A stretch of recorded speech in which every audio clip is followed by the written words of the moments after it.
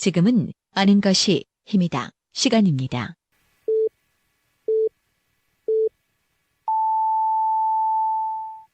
Welcome to the best podcast. Knowledge is power. 안녕하세요. 따뜻한 마음 믿음의 한약 선화한약국 대표 한약사 이기택입니다. 저희 선화한약국에서는 내 가족에게 드린다는 마음으로 정성껏 약을 조제하고 있습니다. 미세먼지로 인한 비염, 관절 통증, 숙취 해소, 그리고 건강한 한방 다이어트까지 이젠 선화한약국이 여러분들의 건강과 함께하겠습니다. 대전일보 옆 월평타운 상가 1층 월평역 4번 출구 문의 전화는 528-2848 지금 포털에서 대전 선한약국을 검색해보세요. 2020년 2월 17일 월요일 방송분입니다. 5시 안 돼서는 월요일 순서 함께 하십니다. 키워드로 보는 뉴스 브리핑 팟캐스트 하는 것이입니다. 정진호 PD와 함께합니다. 어서 오세요, 정 PD. 네, 안녕하십니까. 정진호입니다. 예. 첫 번째 키워드부터 살펴볼까요? 네, 오늘 첫 번째 키워드는 선생님 말씀으로 정해봤습니다. 예, 어떤 얘기입니까? 그 대전 충남 지역의 일부 국립대들이 총장 공백 사태를 좀 피할 수 없게 됐다고 합니다. 예. 그 얼마 전 공주교대에서는 교수와 학생 그리고 이제 교직원들이 직선제 투표를 해서 교육학과 소속의 그 이명주 교수를 총장으로 선출했다고 하는데요. 하지만 교육부에서는 그 이 교수에 대한 임용 제청을 이제 거부하면서 현재까지 그 총장 선임이 이루어지지 않고 있다고 합니다. 예. 교육부에서 승인하지 않고 있다. 이런 얘기인데 이게 학내 구성원들이 직선제로 총장을 직접 뽑은 거잖아요. 네, 맞습니다. 그 공주교대에서는요, 그 총장 이번 직선제가 이번에 처음 도입된 거라고 하는데요. 원래 국립대 총장은 그 대학에서 후보를 추천을 해서 이를 이제 교육부에 넘기면은 교육부가 심의를 해서 임용 제청을 하게 돼 있고, 그러고 난 뒤 이제 국무회의에서 의결을 하면은 대통령이 임명하는 그런 과정을 통해 최종 선임이 됩니다. 이번에 이명주 교수는요, 그 총 66.4%의 지지를 받았다고 하는데 그 학생들에게서는 82%, 교직원들에게는 80%, 그리고 이제 교수들에게서 63%의 지지를 얻었다고 하니까 이게 예. 좀 지지율이 낮다고 보긴 좀 어려울 것 같습니다. 하지만 교육부에서는 그 세 가지 이유를 들면서 현재 그 승인을 해주지 않고 있다고 합니다. 예. 학생들에게 82%, 교직원들에게 80% 이건 상당히 높은 수치잖아요. 네, 그렇게 볼 수 있을 것 같습니다. 과반을 훨씬 넘은 지지율인데 교육부는 어떤 결격 사유가 있다고 합니까? 네, 우선 알려진 내용은요. 그 이명주 교수 본인과 배우자가 과거에 이제 교통 범칙금을 낸 이력이 있다는 점, 그리고 또 지난 2008년 그 이명주 교수가 대전시 교육감으로 출마했을 당시에 그 자신의 저서 36권을 유권자들에게 나눠준 혐의로 벌금형을 선고받았다는 점, 그리고 이제 이 교수가 교육부 감사에서 그 주의 처분을 받았다는 점이 이제 임용 제청 거부의 주요 이유로 알려져 있다고 합니다. 예, 교육부에서 이런 이유를 근거로 해서 임용 제청을 거부할 수 있는 그런 관련 규정이 있나 보죠? 네, 몇 가지 규정이 있다고는 하는데요. 그런데 이게 실제로 그 좀 과하다 이런 이야기도 있는 것 같거든요. 예. 그 음주운전 전과 경력이 있는 정치인들도 많지 않습니까? 그러니까 이게 과거의 잘못은 본인 스스로가 좀 안고 가야 될 사항이긴 하지만은 이 기준을 어디까지 둬야 되는 데서는 좀 의견이 분분할 수밖에 없는 것 같습니다. 예. 그 이에 대해서 이명주 교수 측은 그 문재인 정부에서 정한 그 7대 인사 검증 기준, 그러니까 이제 병역 기피, 세금 탈루, 불법적 재산 증식, 위장 전입, 연구 부정행위, 음주운전, 그리고 이제 성범죄에 해당되는 사항이 하나도 없다라면서 이거는 임용 자체를 안 시키기 위해 교육부가 지난 20년 전까지 이를 좀 먼지털이식으로 탈탈 턴 게 아니냐 하면서 강하게 반발을 하고 있다고 합니다. 예. 그러면서 이 교수 측은 현재 서울행정법원에 임용 제청 거부 처분 취소 청구 소송을 제기한 상태라고 합니다. 이 정도 사안이면 많은 정치인들은 그냥 인사청문회도 그냥 통과를 하잖아요. 네, 그렇습니다. 글쎄요. 어쨌든 이제 과하다 싶을 정도로 유권 해석을 해서 임용 제청을 지금 거부하고 있다라는 것이 공주대와 또 이 후보자 공주교대입니다. 공주교대, 네, 그렇습니다. 공주교대와 후보자의 입장이다 이런 얘기죠. 네, 그리고 이제 충남대학교 역시도 마찬가지로 총장 공백센터가 지금 예견되어 있다고 하는데요. 현재 오덕성 총장의 임기가 오늘로 만료가 됩니다. 그리고 충남대 역시 이제 직선제를 통해 가지고 총장 후보 1순위와 2순위 임무를 그 교육부에 넘겼다고 하는데요. 하지만 교육부에서는 한 달이 지나도록 이 검증 작업을 끝내놓고 있지 않아서 이게 당분간 총장 공백 상태는 좀 불가피해 보인다고 합니다. 예. 직선제를 한다는 거는 그만큼 그 구성원들의 그 민주적인 그 의사 결정 구조를 존중해 준다는 이야기겠죠. 하지만 아무리 좀 민주적인 절차로 수장을 선출했다 할지라도 그 이후 이제 상급 기관의 허락을 받아야 된다는 거는 그 본래 취지와는 좀 다소 거리가 있지 않나 이런 생각이 드는데요. 과거 초등학교 시절 그 어린이 학급 회의를 하면은 꼭 마지막에 이제 선생님 말씀이라는 부분이 있습니다. 그리고 이제 아이들이 회의를 통해서 뭔가를 결정을 해도 선생님이 이제 회의 마지막에 안 돼라고 하시면은 결정이 좀 뒤집어지는 그런 경우들도 아마 기억하실 텐데요. 예. 그 무늬만 민주주의가 아니라 그 구성원들의 합의된 의사가 최고 결정권을 가질 수 있는 그런 민주화도 좀 필요해 보입니다. 예. 두 번째 키워드 살펴볼까요? 네, 두 번째 키워드는 어쩌라는 말입니까로 정해봤습니다. 예. 뭘 어쩝니까? 네, 그 며칠 전 그 대전 서구 가수원동에서 승용차를 운전하던 50대 운전자가 그 갓길에 주차된 화물차를 미처 발견하지 못해서 들이받아서 사망하는 그런 안타까운 일이 있었습니다. 그 이처럼 갓길에 불법 주차된 대형 화물차들로 인해서 벌어지는 교통사고 소식은 아마 여러 번 들어보셨을 텐데요. 이런 그 화물차 불법 주차 문제를 좀 해결하기 위해서 대전시에서는 오늘부터 닷새간 화물 자동차와 그 전세버스 건설기계 같은 그런 사업용 대형 차량의 밤샘 불법 주차에 대해 자정부터 새벽 4시까지 일제 단속을 벌인다고 합니다. 예. 대형 화물차들이 갓길에 불법 주차하고 있는 모습 뭐 많이들 보실 수가 있을 겁니다. 네, 그렇습니다. 예. 그만큼 이제 또 사고의 위험성도 높다라는 문제 지적은 계속되어 왔잖아요. 네, 그렇습니다. 그 특히 이제 주택가 골목이나 아파트 인근 지역은 그 사람들이 많이 다니기 때문에 좀 더 위험할 수 있을 것 같고요. 또 이제 비상 상황에서 소방차 그 진입도 좀 어려워서 좀 큰 문제인 것 같습니다. 그 이에 이제 대전시는 대전시 소속 공무원 5명과 각 자치구 소속 공무원 10명 이렇게 그 15명의 단속반을 편성해서요. 주요 단속 지역 52곳을 그 집중 단속할 계획이라고 합니다. 예. 글쎄, 뭐 단속이 또 문제의 근본적인 해결책은 또 될 수가 없잖아요. 네, 맞습니다. 특히 뭐 닷새 동안 특정 지역만 단속한다라는 거는 이게 좀 과연 얼마큼의 그 실효성이 있을까 싶은 생각이 드는데요. 단속이 뭐 처벌 목적도 있겠지만은 예방 목적이 더 중요하겠죠. 그래서 대전시도 뭐 사전 예고제를 한다고 하는 것 같습니다. 예. 그동안 이제 대전시에서는 불법 밤샘 주차가 많은 125곳을 선정해서 그 현수막을 통해 운전자 인식 개선을 위한 홍보 활동을 활발히 해왔다 뭐 이렇게 이야기를 합니다.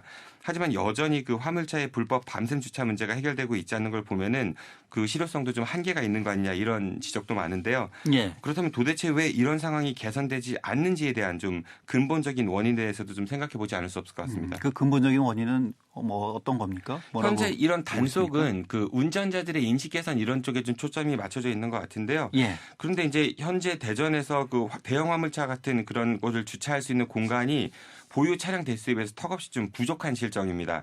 대전시에 등록된 대형 차량을 보면요. 그 화물 자동차는 13,000여 대, 전세버스가 846대, 그리고 건설기계가 7,800여 대나 된다고 합니다. 하지만 그 대전 동구 구도동에 공영 차고지가 있다고는 하는데요. 그 화물차 주차 면적이 고작 89면밖에 되지 않는다고 합니다. 그리고 이제 대전시에서는 이런 문제를 좀 해결하기 위해서 그 대덕구 신대동 일대에 그 300면 규모의 그 화물차 차고지를 또 조성할 계획이라고 하는데요. 하지만 이 역시도 뭐 수요에 비해서 공급이 턱없이 부족해서 이게 화물차 불법 밤샘 주차 문제를 해결하는데 과연 얼마큼 도움이 될지 그 회의적으로 보는 시각도 많다고 합니다. 예, 주차 공간을 좀 더 확보해야 된다. 근본적인 대책을 위해서는 이런 얘기군요. 네, 결국은 이 대형 화물차들이 불법 주차를 하지 않도록 여건 조성이 좀 돼야 될 필요가 있다는 얘기인데요. 이에 이제 대전시에서는 일정 구역의 화물차 밤샘 그 주차를 허용하는 조례도 만들어서 그 주차가 가능한 공간을 찾고 있다고는 합니다만은 이게 이제 또 시설 소유주나 지역 주민의 이제 반대로 이를 또 제대로 추진하기가 어려운 상황이라고 합니다. 결국 단속만이 능사는 아닌 것 같습니다. 이 대형 화물차의 불법 주차 이제 분명 인명사고로 이어질 수 있는 아주 위험한 일입니다만 대안 없이 또 무턱대고 단속만 하겠다라는 거 역시 좀 너무 행정 편의주의적 발상이 아닌가 싶은데요. 그래서 이제 어려운 문제이긴 하지만 이걸 좀 수면 위로 끄집어내서 문제 해결을 위해 좀 다 같이 머리를 맞대야 되지 않을까 싶습니다. 예. 여기까지 듣죠. 키워드로 보는 뉴스 브리핑 팟캐스트 아는 것이 힘이다. 정진우 PD였습니다. 수고하셨습니다. 고맙습니다. 2020년 2월 18일 화요일 방송분입니다. 5시 엔 대선함 화요일 순서입니다. 키워드로 보는 뉴스 브리핑 팟캐스트 하는 것이 힘이다. 정진호 PD와 함께합니다. 어서 오세요, 정 PD. 네, 안녕하십니까. 정진호입니다. 예, 첫 번째 키워드부터 살펴보죠. 네, 오늘 첫 번째 키워드는 갈팡질팡으로 정해봤습니다. 예, 어떤 얘기입니까? 그 민선 7기 대전시에서 야심차게 추진하고 있는 주요 현안 사업들이 이제 줄줄이 차질을 빚고 있어가지고 이게 이제 화려했던 구호에 비해서 좀 대전시의 행정력이 너무 좀 미숙한 게 아니냐 이런 비판이 일고 있다고 합니다. 예. 우선 대전역 주변 개발 사업인데요. 그 총 1조 원 규모를 들여서 대전역 인근의 복합 쇼핑몰과 호텔 그리고 주거시설 같은 거 짓겠다는 게 주요 계획이었는데 하지만 민간 업체들이 관심을 보이고 있지 않아서 이게 한 걸음도 나가지 못하고 있는 실정이라고 합니다. 예. 총 그전에도 세 차례 공모가 있었지만 이게 성사가 안 됐잖아요. 네, 맞습니다. 그 참여 의사를 밝힌 업체가 그동안 없었어 이제 무산이 됐었는데요. 예. 그래서 대전시에서는 이번에 그 4차 공모를 또 할 예정이었다고는 합니다. 하지만 근데 이거 역시도 좀 여의치가 않아 가지고 원래는 그 늦어도 이번 달 말까지는 그 공모를 시행하려고 했는데 이게 이제 3월 이후로 또 연기됐다고 합니다. 예.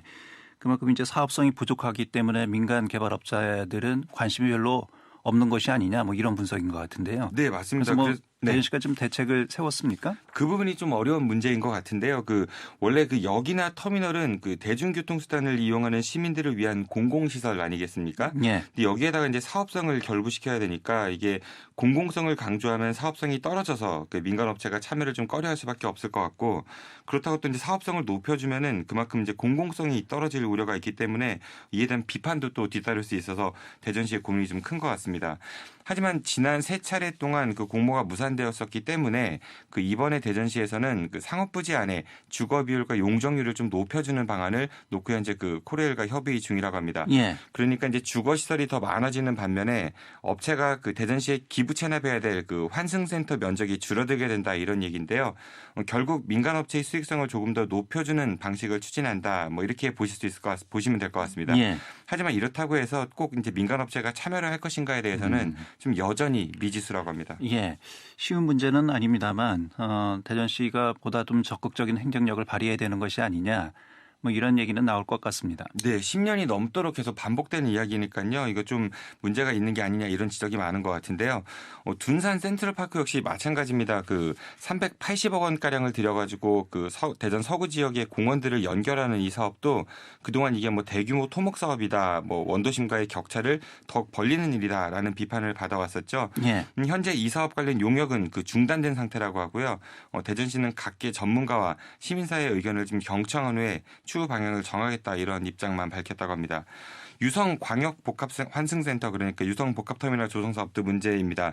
원래 이 사업은 작년 10월에 착공 신고가 이루어질 예정이었었는데 하지만 그 안면도 개발 사업 무산과 관련이 있는 그 이 사업 시행사가 여러 가지 또 내부 문제를 안고 있어서 이 사업도 지금 제대로 진척이 되지 못하고 있는 상황입니다. 예. 그 원래 계획대로라면은 내년 말부터는 그 터미널이 정상 운영이 돼야 되는데 이게 또 이제 주차장 확보를 위한 그 추가 공사도 해야 되고 투자자들 간에 또 내부 갈등이 있다고 해서 현재 이 사업의 완공은 그 1년 이상 더 지연될 것으로 전망된다고 합니다. 예.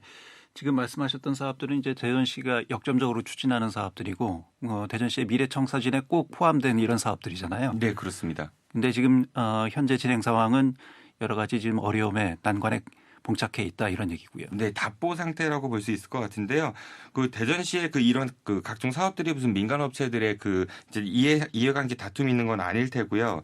그래서 좀 대전시의 미숙한 행정력이 그 시민들의 따가운 비판을 받는 게 아닌가 싶습니다. 이 모든 것들이 다 그 시민들의 편익 증진을 위한 사업이니까 대전시가 좀 더 중심을 잡고 적절한 행정력을 발휘했으면 좋겠습니다. 예. 두 번째 키워드 살펴보죠. 네, 두 번째 키워드는 감나무 밑에서 기다리기라고 정해봤습니다. 예. 이건 어떤 얘기입니까? 그 대전 서구 월평동에 있는 막권 장애 발매소 뭐 일명 화상경마장이요. 그 약 1년 뒤에 폐쇄될 예정인데요. 근데 이후 그 대책에 대해서 대전시가 좀 사실상 방관하고 있는 거 아니냐라는 비판이 제기되고 있다고 합니다. 지난 1999년 그 이곳에 들어선 이 화상경마장은요. 2018년 한 해 동안 그 32만 명이 넘는 사람이 방문했다고 하고요.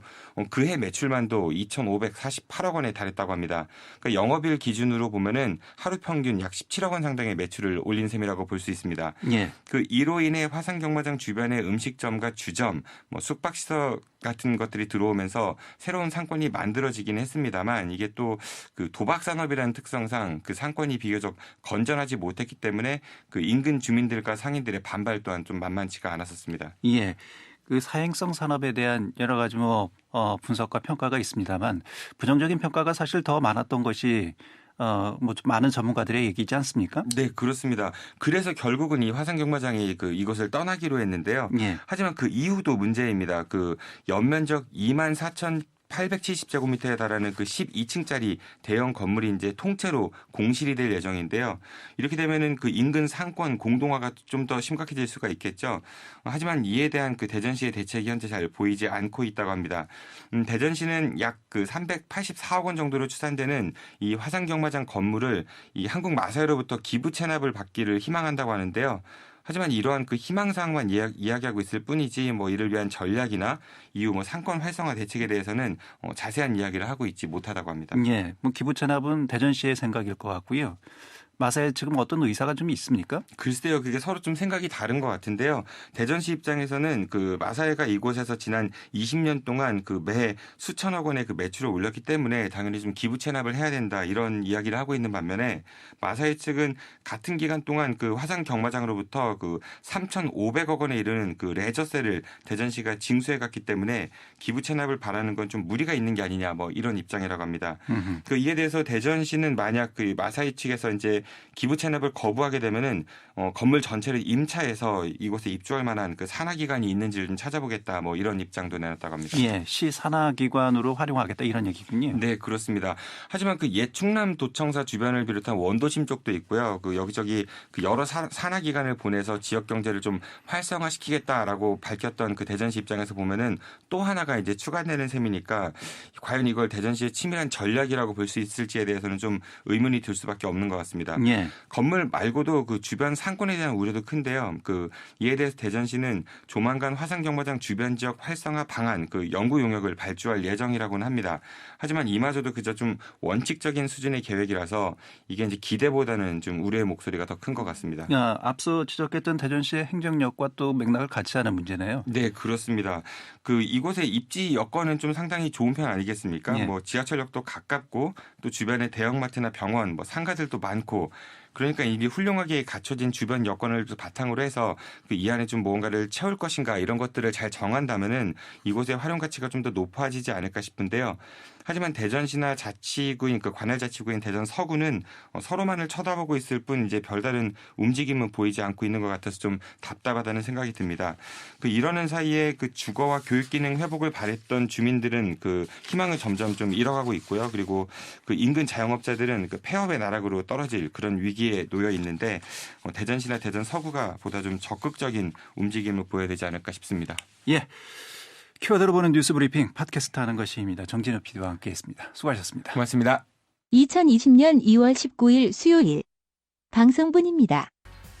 5시엔 데스남 수요일 순서 함께하십니다. 키워드로 보는 뉴스 브리핑 팟캐스트 하는 것입니다. 정진우 PD와 함께하겠습니다. 어서 오세요, 정 PD. 네, 안녕하십니까. 정진호입니다. 예, 첫 번째 키워드부터 살펴보죠. 네, 오늘 첫 번째 키워드는 진짜 주인은 누구라고 정해봤습니다. 예, 어떤 얘기입니까? 그 대전 서구 둔산동 평송 청소년 문화센터에서 그 연습도 하고 이제 공연도 하는 약 20년 전통의 그 평송 청소년 오케스트라라는 동아리가 있습니다.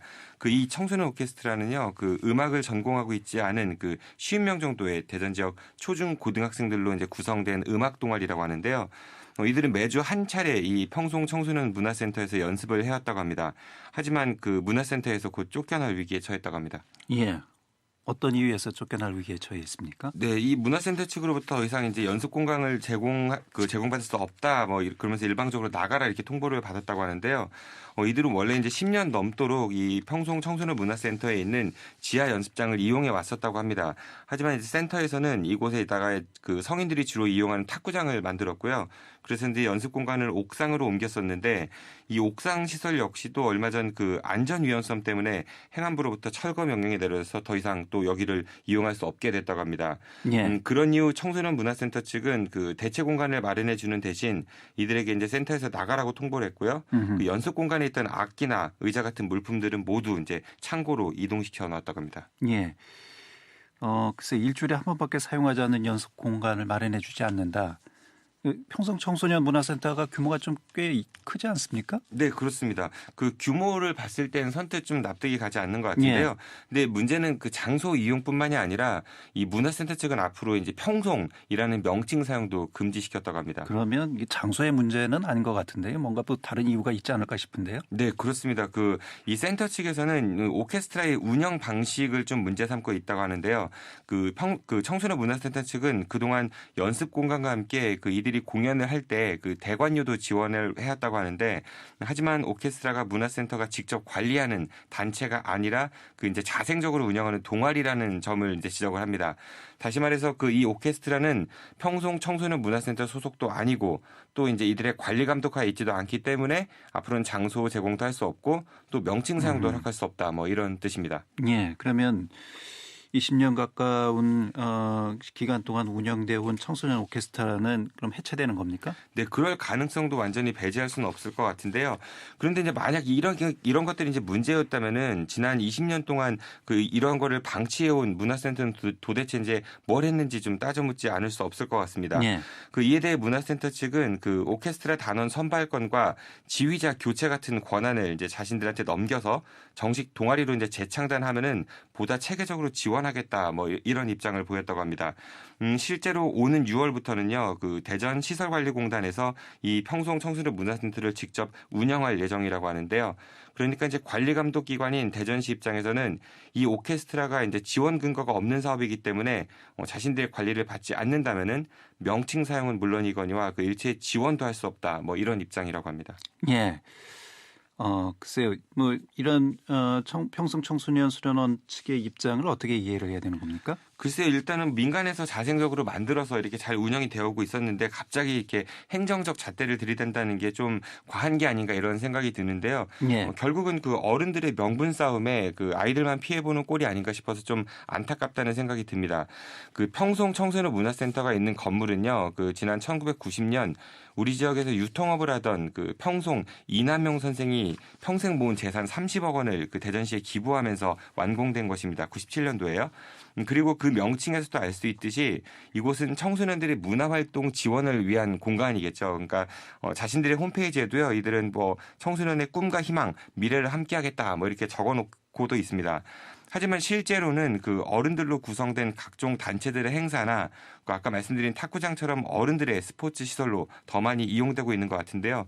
그러니까 이 평송 청소년 문화센터가 당초 설립 취지에 잘 부합되게 운영되고 있는가에 대해서는 좀 생각해보지 않을 수 없을 것 같습니다. 예. 그리고 이제 전국에서 그 평송이라는 이름을 사용하는 곳이 아주 많습니다. 그러니까 즉 평송이라는 이름이 이 문화센터가 그 많이 이제 권리를 주장할 수 있는 고유 이름은 아니라는 뜻이죠.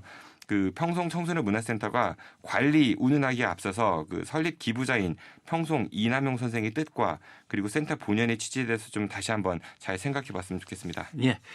두 번째 키워드는요? 네, 두 번째 키워드는 진짜 명분이 없는 걸까로 정해봤습니다. 예. 이건 또 어떤 내용입니까? 그 대한민국 경제 발전에 많은 영향을 끼친 철도는 우리에게 정말 고마운 존재죠. 뭐 특히 대전은 경부선과 호남선이 이제 관통하고 있기 때문에 철도 혜택을 그 어느 도시보다도 많이 받은 곳입니다. 하지만 그 시대가 변하면서 이런 좀 순기능 못지않게 역기능도 생겨나게 됐는데요. 예. 그 대전 동구나 신탄진 그 일대 같은 그런 곳은 이제 철로가 도심 속을 관통하면서 그 지역 불균형을 초래하고 있다는 게 좀 대표적인 사례로 볼 수 있을 것 같습니다. 예.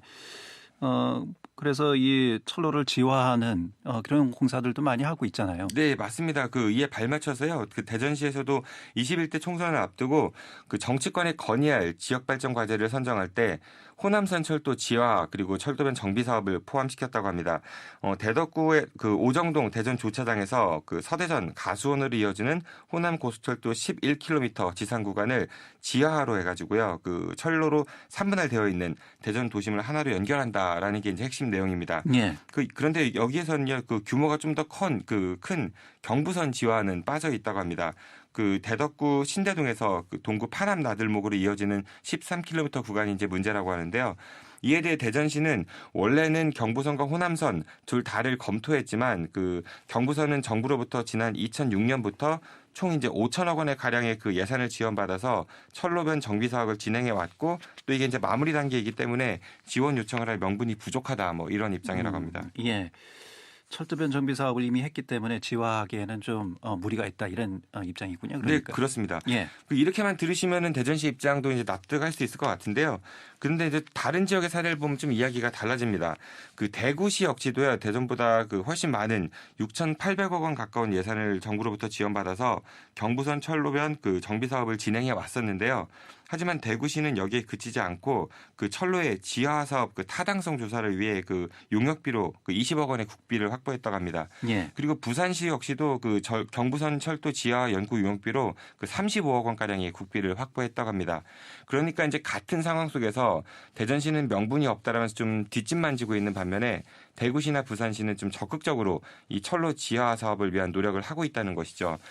도심 속을 관통하고 있는 철로의 지하화는요, 도시균형 발전과 도시 재생에 있어 좀 필요 요건이라고 볼 수 있는데요. 다른 지역의 사례를 들면서 대전시도 좀 이에 대한 명분을 찾아봤으면 좋겠습니다. 예. 키워드로 보는 뉴스 브리핑 팟캐스트 하는 것이입니다. 정진우 PD였습니다. 수고하셨습니다. 고맙습니다. 2020년 2월 20일 목요일 방송분입니다. 예, 5시엔 대세나 목요일 순서 함께 하시는데요. 오늘부터 프로그램 코너를 좀 시작하기 전에 현재까지의 코로나19 관련 상황을 좀 종합해서 정리를 해드리도록 하겠습니다.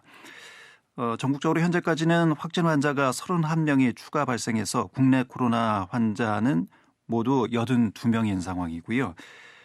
지역은 대전과 세종, 충남에서 코로나19 확진자는 현재까지 없습니다. 대전은 어제 기준으로 오후 4시 기존 의심 신고자를 포함해서 현재 18명이 관리를 받고 있는 상황이고요. 오늘 오전 9시까지 세종시에서는 113명의 의심 증세를 보였지만 모두 음성으로 확인이 됐습니다. 공항 검역 단계 유증상자 2명이 지금 자가격리 중이라고 하고요. 충남에서는 28명에 대한 검사가 진행 중에 있다고 합니다. 자, 이어서 키워드로 보는 뉴스 브리핑 팟캐스트 하는 것이입니다. 정진호 PD와 함께하겠습니다. 어서 오세요, 정 PD. 네, 안녕하십니까. 정진호입니다. 예, 첫 번째 키워드부터 살펴보죠. 네, 오늘 첫 번째 키워드는 우연의 일치라고 정해봤습니다. 예, 어떤 얘기입니까? 한국철도공사 코레일의 자회사 중에는 철도 시설과 전기, 차량 분야 유지 관리와 철도 역사나 철도 건널목 안전 관리 그리고 철도 차량 청소 업무를 맡고 있는 코레일 테크라는 회사가 있습니다. 그런데 이 코레일 테크에서 일하던 직원 4명이 최근 회사로부터 부당하게 해고를 당했다, 이렇게 주장을 하고 있다고 합니다. 예. 부당 해고를 당했다라고 주장하고 있는데요. 그 이유는 어떤 것입니까? 네, 바로 노조 활동이 이제 부당 해고의 원인이라고 하는데요.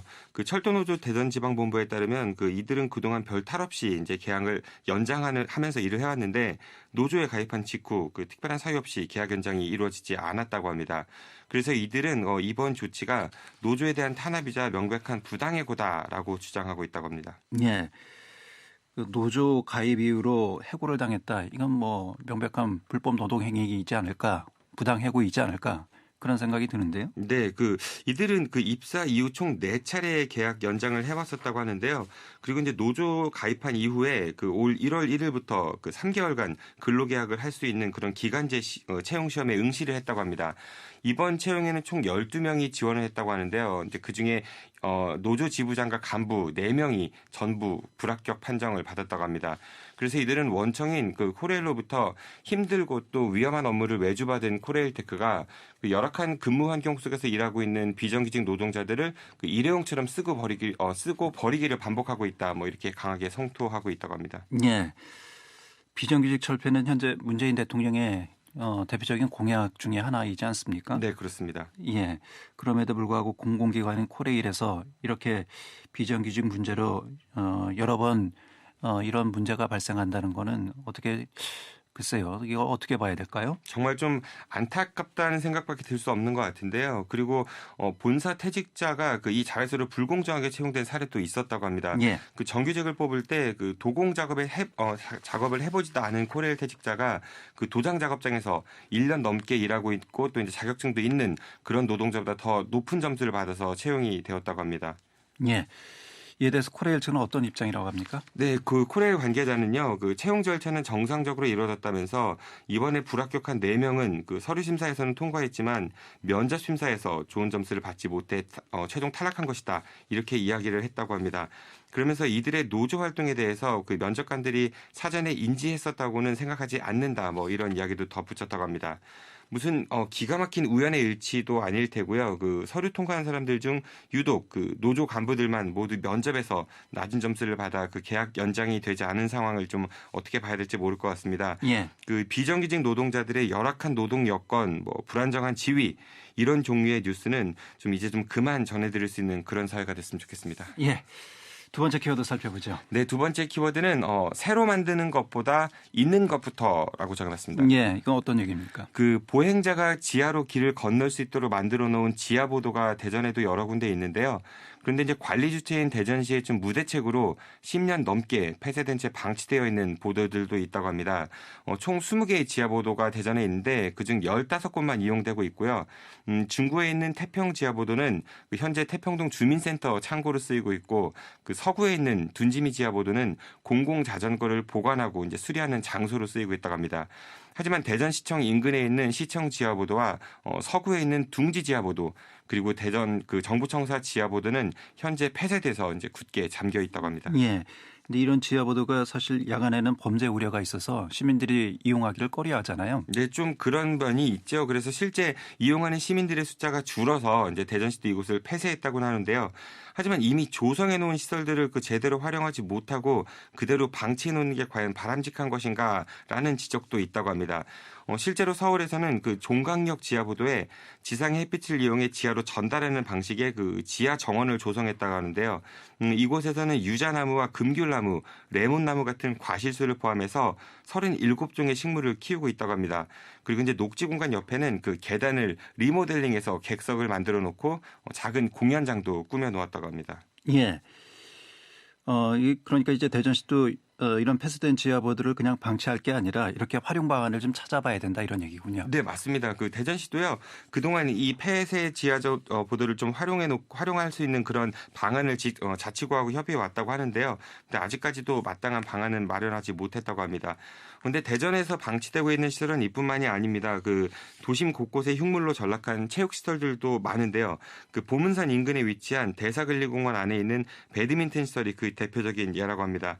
이곳은 지난 2013년 그 1억 4천만 원의 예산을 들여서 만들었는데 이게 이제 산 중턱에 있다 보니까 그 찾는 시민들이 많지 않았다고 합니다. 예. 그래서 이곳들은 이제 그 폐허 상태로 방치되어 있다고 합니다. 산 중턱까지 올라가서 배드민턴 치는 분들은 그렇게 많지는 않겠죠. 네, 그렇습니다. 또 이제 바람이 많이 불기 때문에 물론 예. 이제 바람 막는 시설을 갖춰놨다고는 합니다만은 이게 좀 상식적으로 잘 납득이 가지 않는 것 같은데요. 그래서 이제 전형적인 예산 낭비 사례 아니냐 뭐 이런 비판도 있습니다. 그리고 이제 유성구에 있는 유림공원 일부 체육시설도 심하게 녹이 슬고 또 이제 훼손돼 있어서 사용이 좀 어려운 상태라고 합니다. 예. 있는 시설을 좀 잘 활용하면 좋을 텐데 그런 부분들에 대한 좀 고민이 필요할 것 같습니다. 네, 맞습니다. 그 시민 혈세 몇백억씩 들여가면서 뭐 그럴싸하게 뭔가를 새로 만들겠다 뭐 이런 정책도 좋겠지만은 이미 예산을 들여서 만들어 놨다가 그 관리 소홀로 방치되고 있는 것들도 잘 활용해서 이제 새로운 가치를 창출해낸다면은 훨씬 더 좋지 않을까라는 생각이 듭니다. 예. 자, 키워드로 보는 뉴스 브리핑 팟캐스트 하는 것이 힘이다. 정진호 PD였습니다. 수고하셨습니다. 고맙습니다. 2020년 2월 21일 금요일 방송분입니다. 자, 오늘 5시 한 대선함 잠시 후에는 정치 토크가 있습니다. 오늘은 미래통합당 대전 동구 이장우 의원과 함께하도록 하겠습니다. 좋은 의견 있으시면 함께 문자로 참여해 주시면 됩니다. 단문 50원, 장문 100원의 유료 문자 샵 2309로 의견을 보내주시면 되고요. 페이스북, 카카오톡 채널 5시엔 대선함에서도 참여 가능합니다.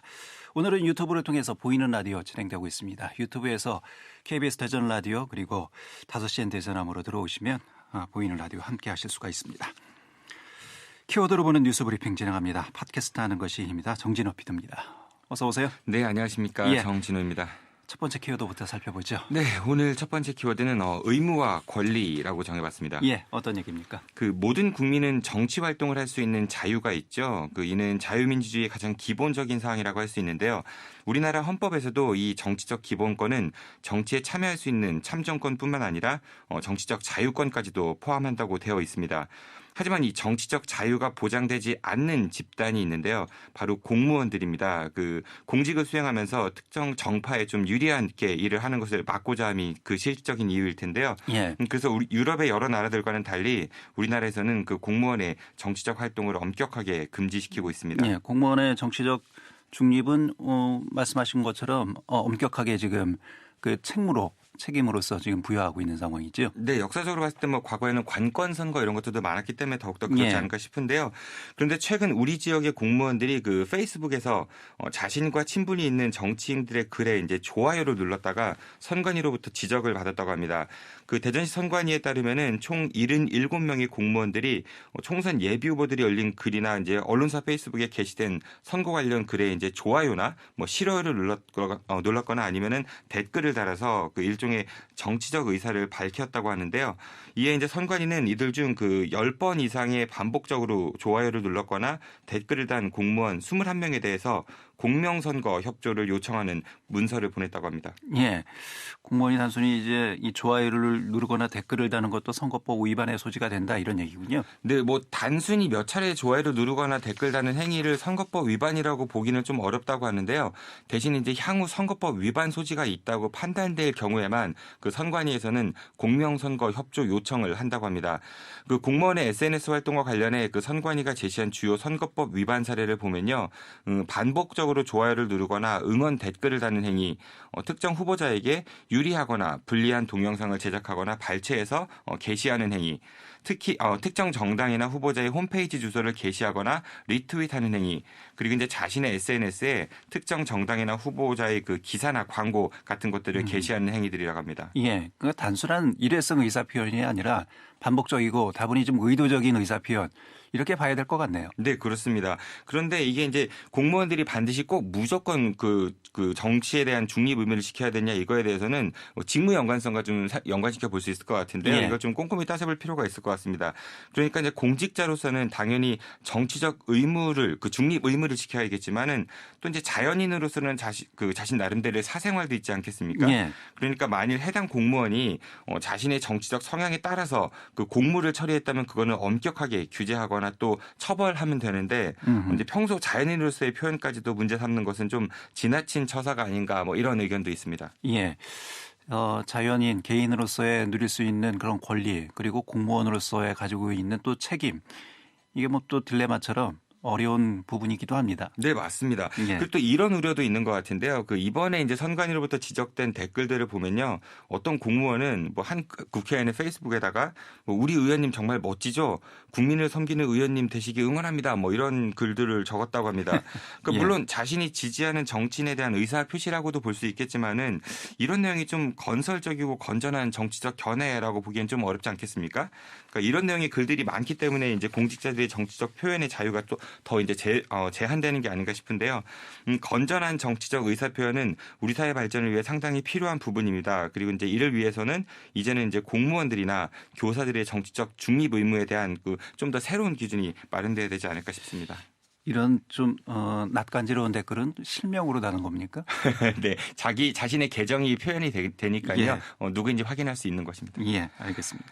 두 번째 키워드는요? 네, 두 번째 키워드는 37년 6개월 동안 매월 200만 원씩이라고 정해봤습니다. 이건 어떤 얘기입니까? 그 어제 정부가 새로운 부동산 대책을 추가로 발표했는데요. 그 이번 발표 내용을 보면은 수원의 3개 자치구와 안양시 만안구 그리고 이제 경기도 의왕시 등 이제 5개 도시가 조정 대상 지역으로 추가 지정되었습니다. 예. 그래서 이 지역의 주택담보대출 한도가요. 그 현행 60%에서 시가 9억 원 이하는 50% 그리고 이제 9억 원을 초과하는 주택에 대해서는 30%로 각각 하향 조정됐다고 합니다. 예. 그 이해를 돕기에 좀 계산을 해보면요. 그 현재까지는 10억 원짜리 집을 살 때 은행에서 최대 6억 원까지 빌릴 수 있었는데 앞으로는 4억 8천만 원밖에 빌릴 수 없다는 것입니다. 예.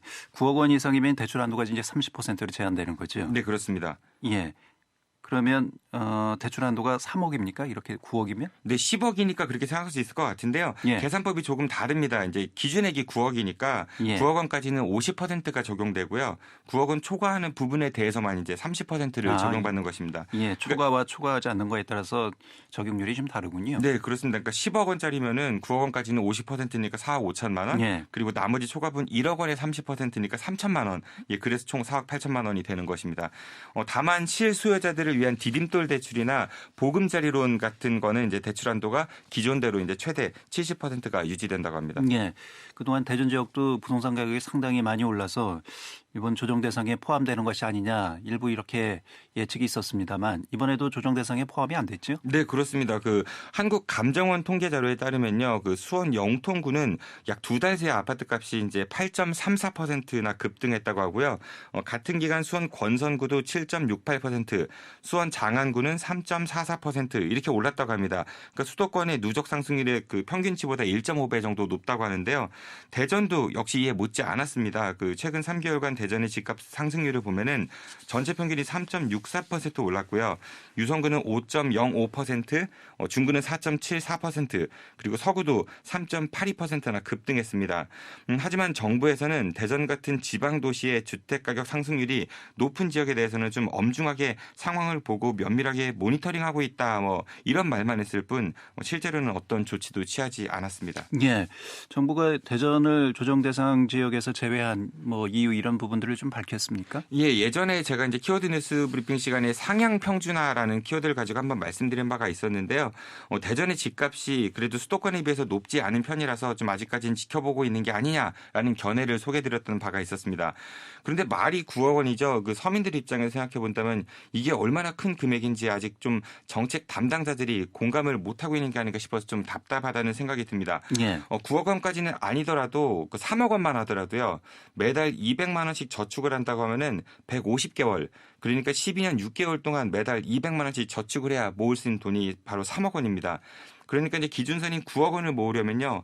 매달 600만 원씩 12년 6개월 아니면 이제 매달 200만 원씩 37년 6개월을 모아야 한다는 뜻입니다. 예.